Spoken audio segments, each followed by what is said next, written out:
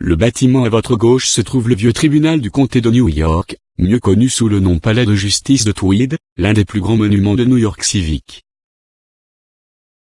Le palais de justice a été le premier bâtiment du gouvernement permanent érigé par la ville après l'achèvement de l'hôtel de ville. Le bâtiment est remarquable non seulement pour le talent incomparable de sa conception et de sa décoration, mais aussi pour son association avec l'un des plus grands scandales politiques de New York. L'emplacement avait été précédemment occupé par le bien public et un hospice. Tweed est devenu l'un des plus riches New-Yorkais de la journée en utilisant la construction du bâtiment comme un prétexte pour détourner des millions de dollars à l'administration municipale et au public. Une série de perturbations a culminé au procès de Boss Tweed, dans une salle d'audience inachevée de ce bâtiment en 1873. En 1876, Ed Litz a été chargé de compléter une conception élargie, refaire les intérieurs néoclassiques de Kellum avec de riches effets polychromes dans un style néo-roman. La conception élargie fournit 30 salles d'audience monumentales rangées autour d'une rotonde octogonale centrale de 3 étages. Le palais de justice Tweed a finalement été terminé en 1881, plus de 20 ans après que le travail a commencé. Le coût total de la construction était estimé en 1914 à 11 millions à 12 millions de dollars, mais le montant d'argent empoché par le groupe Tabanniol est inconnu.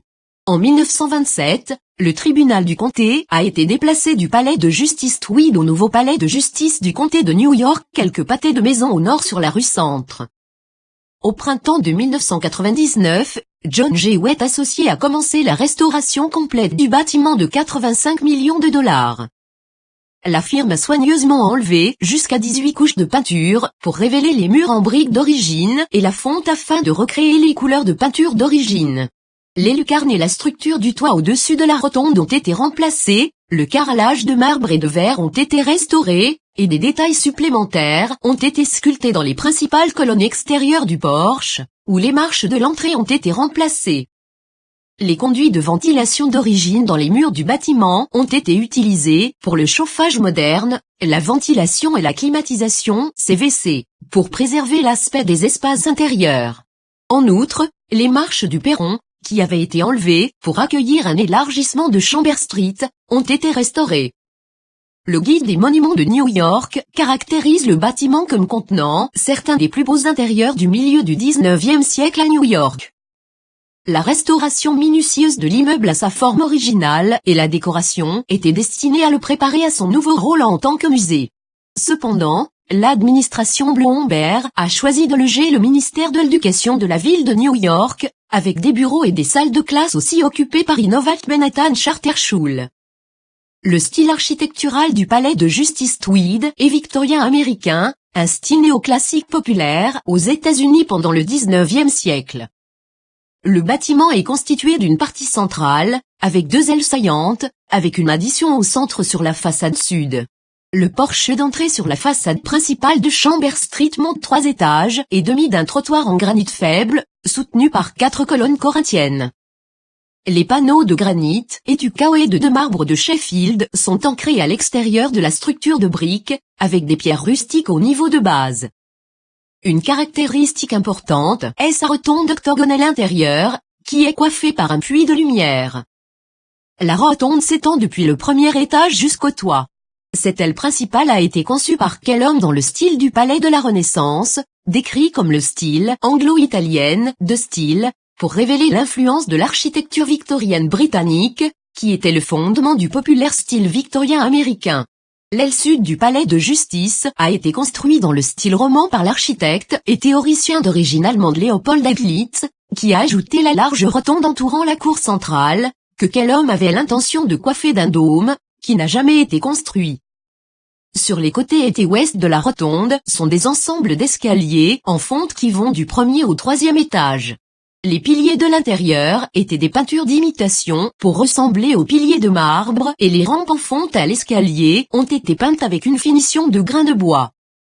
Le bâtiment a été vu dans un certain nombre de productions cinématographiques dont Le Verdict, Habillé pour tuer, Kramer contre Kramer et Gang of New York. Le bâtiment qui est opposé au palais de justice de Tweed est l'ancien bâtiment de la banque Emigrant Industrial Saving. Le bâtiment de la Banque Émigrant Industriel Saving a été construit en 1909 à 1912 et a été conçu par Raymond F. Almiral dans le style Beaux-Arts. À l'époque, la structure de 17 étages était le plus grand édifice de banque aux États-Unis et était le premier gratte-ciel à utiliser le H, qui fournit plus de lumière et d'air à plus de parties du bâtiment. La banque elle-même avait été organisée en 1850 par l'archevêque catholique John Hugh et la Société émigrant irlandaise, dans le but de protéger l'épargne des immigrants irlandais nouvellement arrivés dans la ville. Le bâtiment actuel est le troisième construit par la banque sur le même site. Le bâtiment est aujourd'hui propriété de la ville de New York. Il a été ajouté au registre national des lieux historiques en 1982 et l'extérieur et l'intérieur du premier étage étaient désignés principaux monuments de New York en 1985. À votre droite. En face se trouve la cour des successions de Ney. Le palais de justice de Surrogates, appelé aussi la salle des archives, a été achevé en 1907. Ce chef-d'œuvre de style Beaux-Arts est un exemple majeur du mouvement City Beautiful au début du XXe siècle. L'idée derrière le mouvement City Beautiful était de transformer les villes avec des monuments et édifices classiques spectaculaires et imposants pour fournir une expérience enrichissante pour la communauté. Le bâtiment a été conçu pour être utilisé comme une salle des archives et ceci était son nom d'origine. The Tribunal de Surrogates était l'un des locataires d'origine, avec des salles d'audience, des bureaux et des logements au 5e étage. Le bâtiment a été rebaptisé Palais de Justice de Surrogates en 1962. Il a fallu 8 ans pour le construire, de 1899 à 1907, et a coûté plus de 7 millions d'euros. Il a été conçu par John R. Thomas. La façade du bâtiment a une entrée 3 arches avec au-dessus, 8 colonnes de granit corinthiennes de 36 pieds de haut. Un grand toit mansardé couvre la façade. Philippe Martini et Henri Cabouche-Brown, les deux respectés, sculpteurs primés, ont produit les 54 sculptures à l'extérieur. Les statues représentent des sujets allégoriques tels que le droit et la philosophie, ainsi que les saisons. D'autres sculptures de Philippe Martini représentent des figures de l'histoire de New York, y compris Peter Stuyvesant et David Clinton. William de Luftwich Dodge, un muraliste fameux, a produit les mosaïques intérieures représentant les signes du zodiaque. Les salles d'audience ornées sont décorées de plâtre doré et de panneaux de bois sculptés en acajou sadomingue et en chêne anglais. Les autres somptueuses décorations intérieures comprennent des lustres et des poignées de porte détaillées en bronze. Une cour fermée à l'intérieur du bâtiment s'étend entre le premier et 3e étage avec une entrée de lumière au 4e étage. L'intérieur est un site populaire pour le tournage et peut être vu dans des dizaines de films et de publicités. Le tribunal de Surrogates gère toutes les procédures d'homologation et de succession dans l'État de New York. Toutes les volontés sont homologuées dans cette cour, et tous les biens des personnes qui décèdent sans testament sont traités dans ce tribunal. Les biens non réclamés de la personne décédée sans testament est traité par le juge de ce tribunal. Chacun des 62 comtés de New York a un juge de substitution, avec le comté de New York ayant 2, et le comté de King ayant 2 depuis 2006. Le tribunal de Surrogates est désigné comme un monument principal de la ville de New York.